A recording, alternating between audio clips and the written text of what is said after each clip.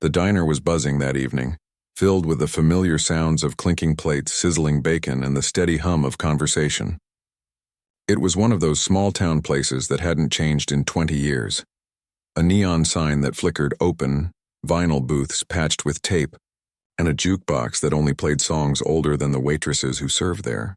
The scent of coffee mixed with fried food hung heavy in the air, wrapping everyone in its warmth. In a corner booth sat a little boy named Jordan. He couldn't have been more than 9 years old. His brown skin glowed softly under the diner lights, and his eyes, big, curious, and kind, looked out the window every few seconds as if he were expecting someone. He wore a red hoodie that was slightly too big for him, sleeves covering his small hands, and sneakers that squeaked on the floor whenever he moved his feet. He was waiting for his dad. The waitress, a woman in her late 40s named Maggie, smiled every time she passed his booth. She liked him. He was polite, soft-spoken, and always said thank you no matter how small the gesture. "You want me to top off that orange juice, sweetheart?" she asked, holding the pitcher up with a smile. "Yes, ma'am," Jordan replied, his voice gentle. He pushed the glass toward her with both hands. Maggie poured and chuckled. "Your daddy running late again?" Jordan nodded. "He said he'd be here soon. He's, finishing something at work." "Well," she said warmly, "you tell him Maggie said hi. He's always welcome here. You two are good folks." Jordan smiled shyly, returning his focus to his fries. He ate quietly, cutting them into small bites like his dad had taught him. He never made a mess, never spoke too loudly. To Maggie, he was a breath of fresh air compared to the loud regulars who filled the diner every night. But not everyone shared her sentiment. At the counter, near the jukebox, sat Rick, a tall, broad man with a scruffy beard, dirty boots, and a face permanently set into a smirk. He was the kind of man who thrived on being noticed. He'd worked construction most of his life, and he wore his bitterness like armor. A couple of his buddies sat beside him, nursing beers and laughing too loudly at jokes that weren't funny. Rick took a long sip of his drink, eyeing the boy in the corner. "What's that kid doing here alone?" he muttered, loud enough for the others to hear. One of his friends shrugged. "Looks like he's waiting on someone." Rick grunted. "Yeah, well, he should be waiting somewhere else. Ain't a daycare, this diner." His friends chuckled nervously, not wanting to encourage him too much but not brave enough to tell him to stop. Rick was a bully, had been since high school. Back then, he was the big fish in a small pond, the guy everyone feared because he had nothing to lose. Years later, nothing much had changed except his gut and his temper. He kept watching the boy, something dark flickering in his eyes. It wasn't about Jordan, not really. Rick just needed someone to make himself feel bigger then, and the sight of a quiet little boy sitting alone was too easy a target. Jordan didn't notice him at first. He was focused on dipping a fry into ketchup, humming quietly to himself. But the sound of Rick's boots thudding against the tile floor made him look up. "Hey," Rick said, his voice slurred just slightly. "You lost, kid?" Jordan blinked, unsure if the man was talking to him. "No, sir," he said softly. "I'm just waiting for my dad," Rick smirked. "Oh yeah, and where's Daddy at?" "Forgot about you?" Jordan's face fell a little. "He's coming soon." Rick leaned against the booth, too close, reeking of beer and tobacco. "Man leaves his kid alone in a diner? Doesn't sound like much of a dad to me." Maggie looked up from behind the counter. "Rick, knock it off," she said sharply. "He's not bothering you," Rick ignored her. He grinned down at Jordan, his voice dripping with mock sympathy. "Poor kid. Bet you don't even know what kind of man your daddy really is." Jordan frowned. "He's a good man." Rick laughed, the sound loud and harsh. "Good man, huh?" "Yeah, sure he is."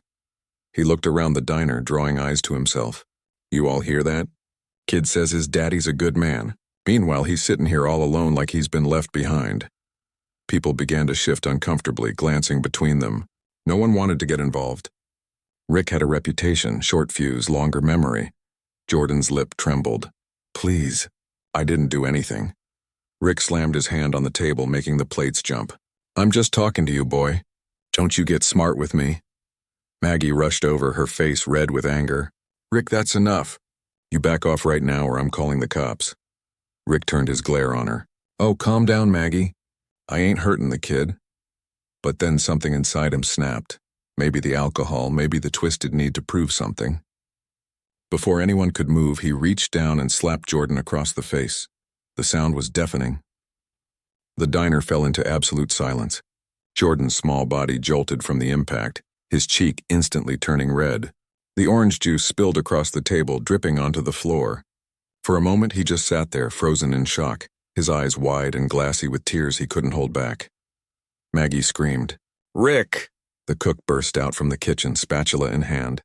"What the hell, man?" Rick took a step back, breathing hard as if surprised by what he'd done. He was mouthing off. "Mouthing off?" Maggie shouted. "He's a child."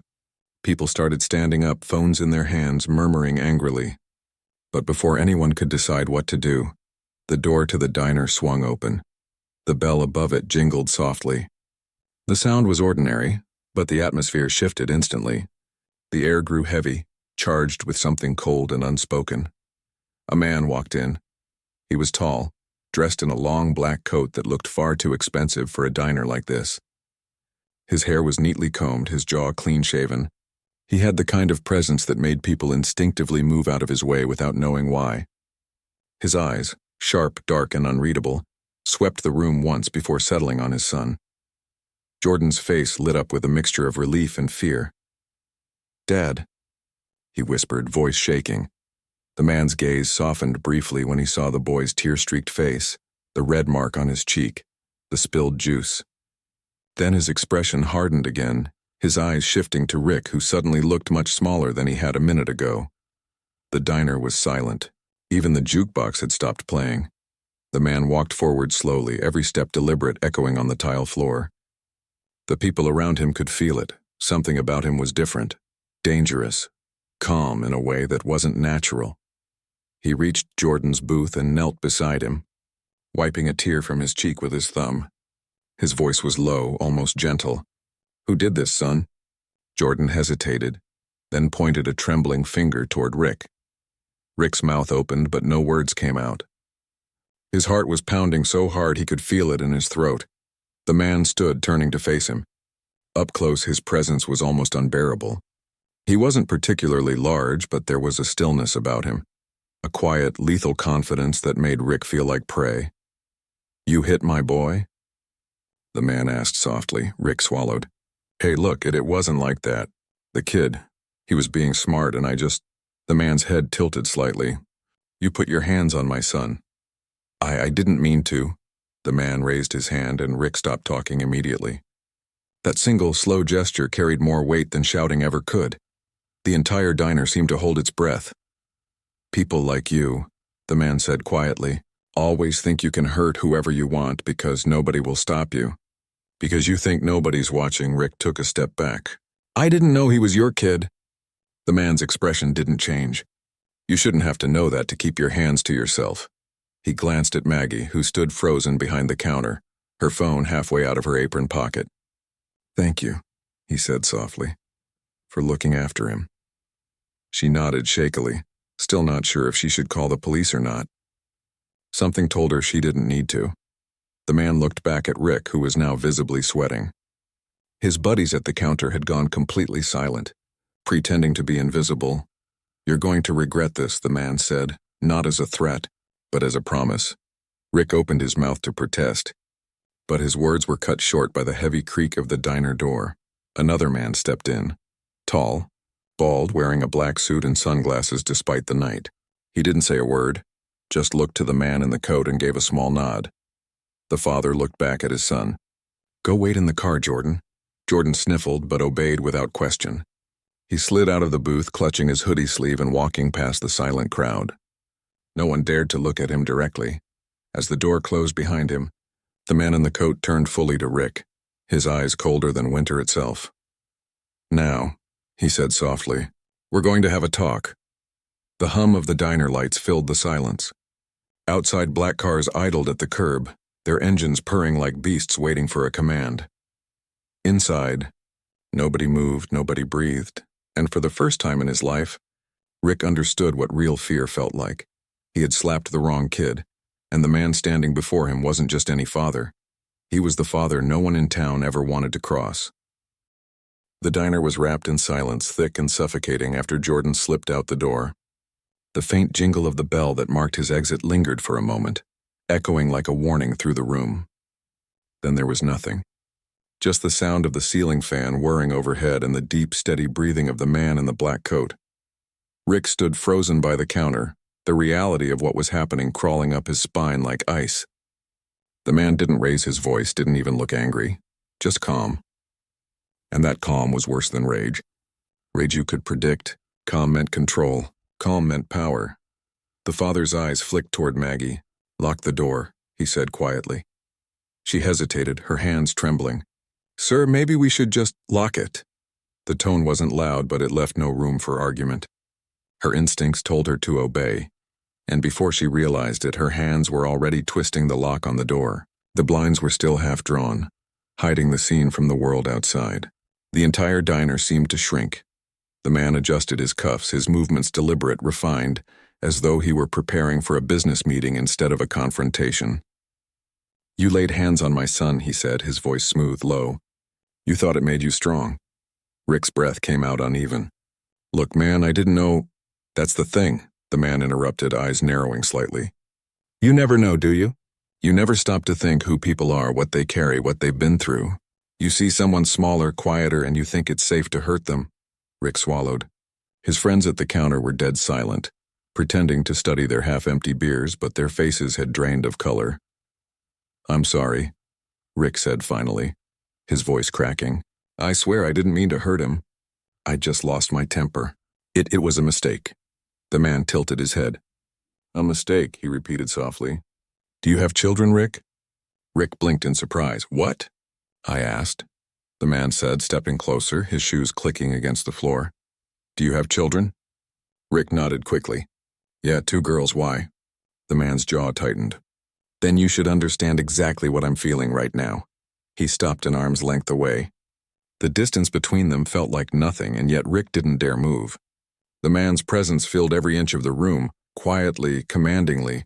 "See, when my son told me he wanted to eat here tonight," the man continued, "I almost said no. I had a meeting. But he wanted to come here because he said the waitress was nice and the food reminded him of his mom's cooking. So I told him yes. I told him I'd meet him here." He paused, his voice dipping lower. "And now I walk in to see him crying, shaking because of you." Rick's lips trembled. "I didn't mean to hit him that hard, I swear. That's what cowards always say," the man replied coldly. "You didn't mean to, but you did." The man in the suit, the silent one who had entered earlier, stepped closer to the counter, standing behind Rick. He didn't speak, didn't even breathe loud enough to hear. His mere presence made Rick flinch. The father looked at Maggie again. "Go in the back room," he said. She shook her head. "Sir, please." "This isn't worth it." His eyes softened slightly. "You've been kind to my boy. I won't let you see what happens next." Her lips parted, but she didn't argue. She turned and hurried toward the kitchen, her heart pounding, praying that this wouldn't end the way it felt like it would. The father waited until the kitchen door swung shut before speaking again. "Now, Rick," he said quietly, "you're going to listen very carefully, because your life depends on it." Rick's throat tightened. He nodded, barely able to breathe. "My son doesn't know who I am," the man said. "Not really. He thinks I own a company. He thinks I go to meetings and sign papers and tell people what to do. But what I really do," he smiled faintly without warmth, "what I really do is make sure that people who cross certain lines never get to cross them again." Rick's knees went weak. "Wait, what are you saying?" "You some kind of—" "I'm saying," the man interrupted, "that you hit the wrong child. You hit the son of the man who runs everything in this city that matters. You think the police protect you? They answer to me. You think your boss decides who gets paid? He takes his orders from me." Rick's mouth fell open. His voice came out a whisper. You're bluffing." The man smiled again. It was the kind of smile that made the blood in Rick's veins freeze. "You really think I need to bluff, Rick?" The bodyguard's phone buzzed once. He looked at the screen, then at the man, who gave a small nod. Outside, the faint sound of car doors opening echoed through the night. Rick turned toward the window. Through the blinds, he saw 3 black cars lined up across the street. Men in dark suits stood beside them, motionless, their hands folded in front of them. No one in town had ever seen them before, but everyone had heard rumors of men like them. Rick's voice trembled. Please, I didn't know. I didn't mean anything by it. I lost it," the man sighed, running a hand down his coat sleeve. "You think that excuses it?" That if you say sorry, the mark on my boy's face disappears? He leaned forward, his voice a whisper. I saw his eyes. He looked at me like he was scared. My son has never been scared before, and that's because of you. Rick's body shook. Please, he said again, voice breaking. I got a family. My girls, my wife, they need me. The man nodded slowly. And my boy needs to know the world is still fair. That when someone does something wrong, there's a price to pay. He stepped closer, lowering his voice to a calm, measured tone. You're lucky, Rick, because I'm not going to hurt you. But you're going to live with what you did. You're going to wake up every morning wondering when someone's going to knock on your door, when a car's going to follow you home, when a shadow's going to stop moving. Rick's eyes widened in terror. You're letting me go? The man stared at him for a long, quiet moment. You'll leave this town by tomorrow morning.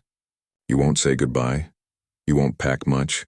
You won't even think about coming back. If I ever see you again, or if I hear that you've raised your hand against anyone else, I'll make sure the next time you disappear, you stay gone. Do you understand? Rick nodded frantically. Yes, sir. I understand. I swear I'll go. Tonight.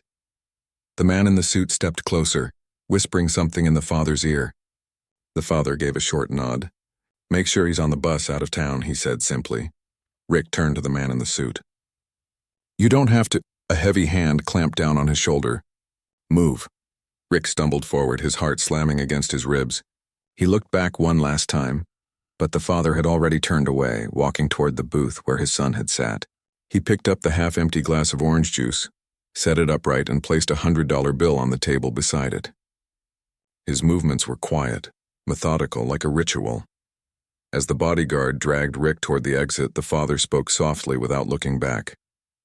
You'll remember my son's name. You'll remember the boy you hurt, and you'll remember that you're still breathing because of him. Rick nodded rapidly, too terrified to speak. The door opened, and for a brief moment the cool night air rushed in, carrying the faint sound of car engines outside. Then it shut again and he was gone. The diner was silent once more. The father sat in the booth where his son had been, his gaze lingering on the empty plate, the spilled fries. For a moment the hardness in his expression faded. He looked tired.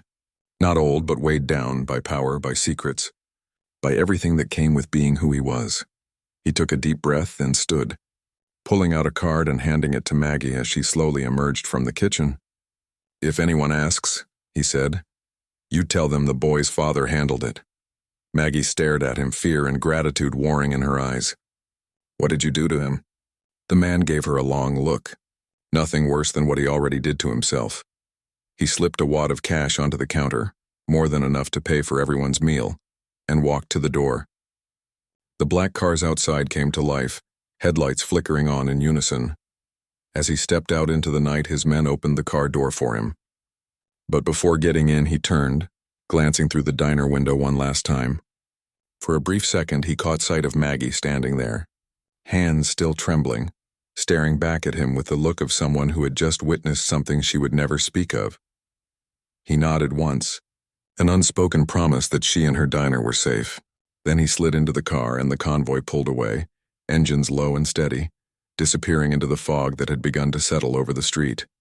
Inside, Maggie sank into a booth, heart still pounding. The cook came out from the kitchen, pale-faced. What happened?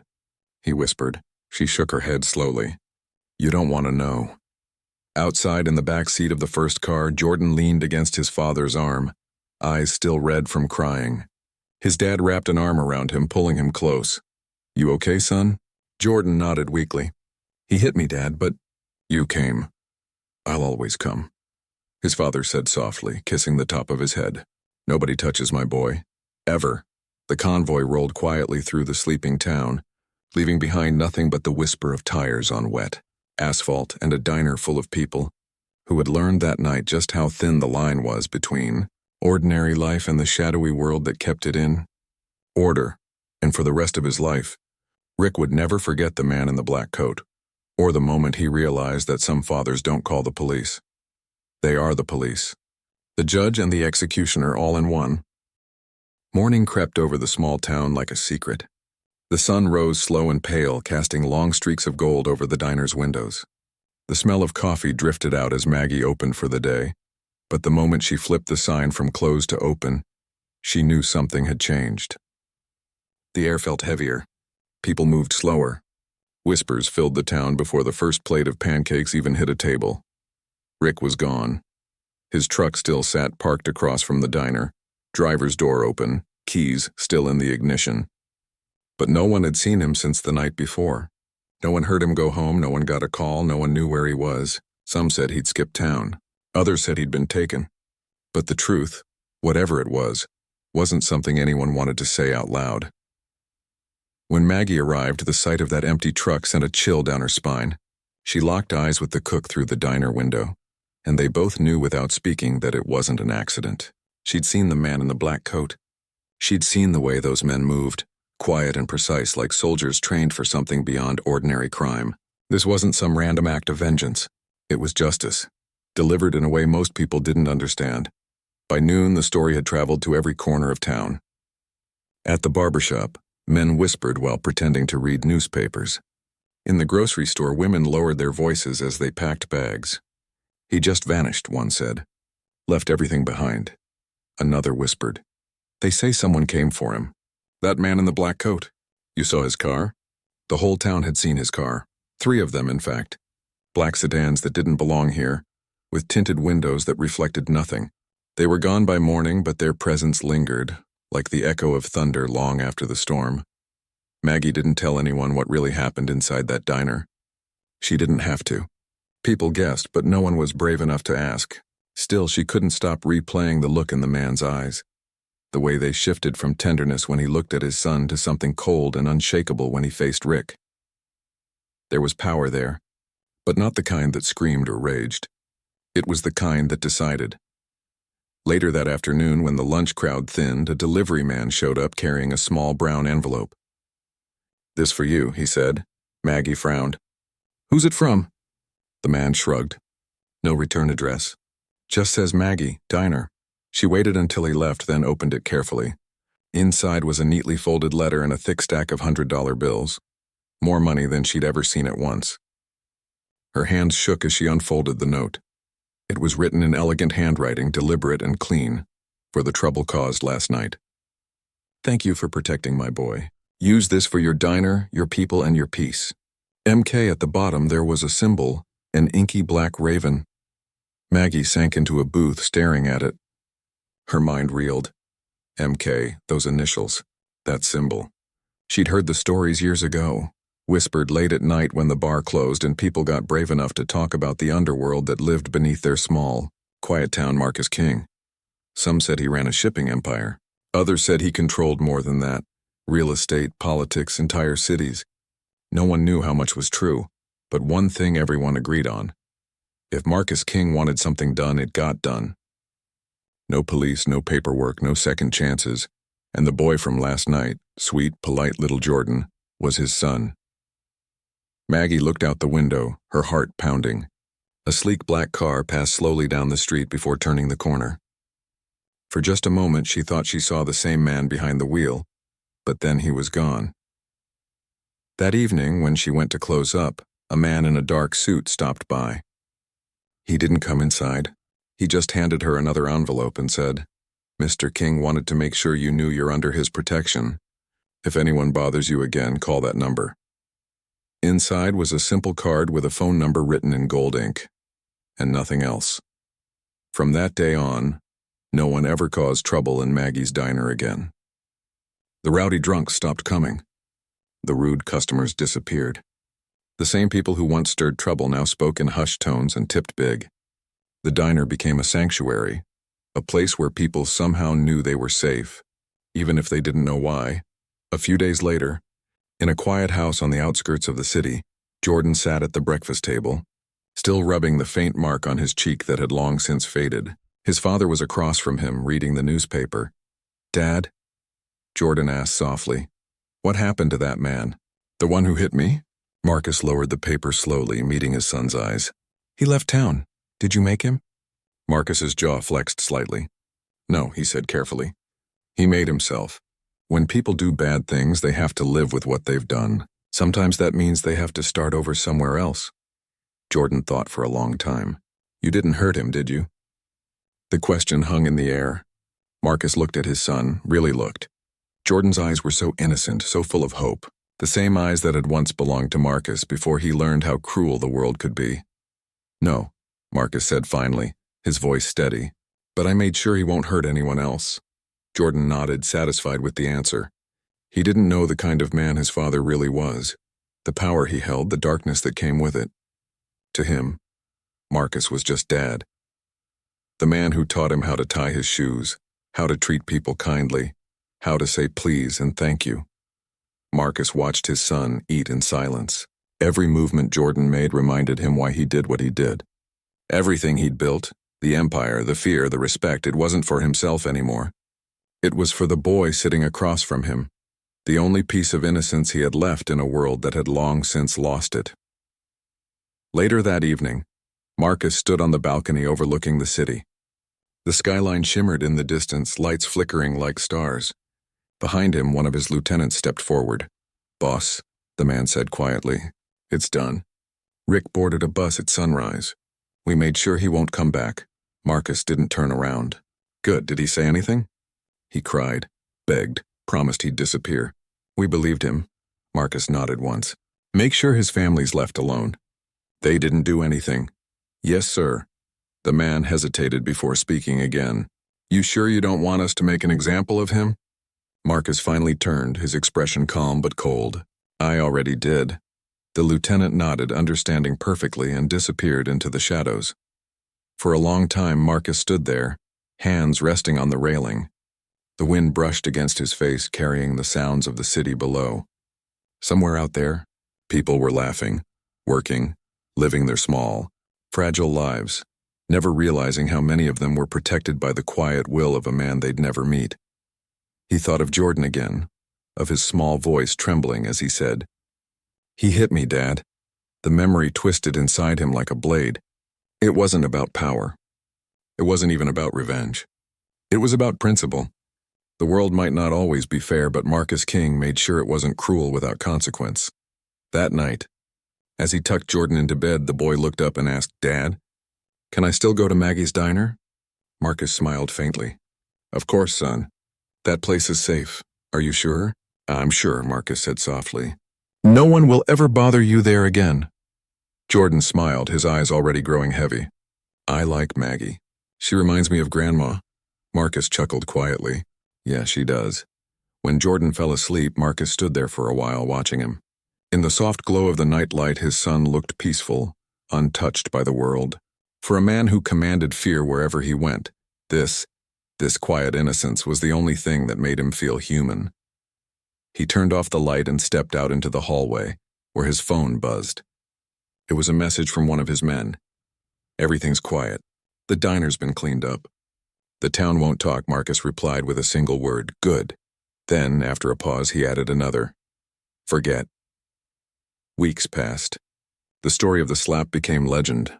No one spoke of Rick anymore, not even his old drinking buddies. His truck was eventually towed and a "for sale" sign went up on his house. People said he'd moved to another state to start fresh, but everyone knew the truth. They just didn't dare say it. And every so often, when Marcus and Jordan visited the diner, conversations would stop for a moment. The regulars would nod politely, eyes lowered. Maggie would smile warmly, her gratitude genuine, though she never mentioned that night again. One afternoon, as they were leaving, Maggie called out, "You have a good day, Mr. King. You too." "Jordan." Jordan waved. "Bye, Miss Maggie." Marcus gave a small nod, slipping a folded envelope onto the counter before walking out. When she opened it later, she found 5 crisp $100 bills and a short note. "For the kindness you showed my son." Over time, the diner flourished. It became a cornerstone of the town, a quiet place where even the roughest men spoke softly and minded their manners. People didn't know why, but they felt it. They felt that somewhere behind the peace was a force that watched over them, invisible but absolute, and every night, when the lights dimmed and the last customer left, Maggie would look at that little black raven symbol framed behind the counter and whisper, "Thank you," because she, like everyone else, would never forget the night a bully slapped a little boy in her diner, and the boy's father walked in. That night, the town learned what true power looked like. Not the kind that shouted, not the kind that boasted, but the kind that walked in silence, made a single promise, and kept it.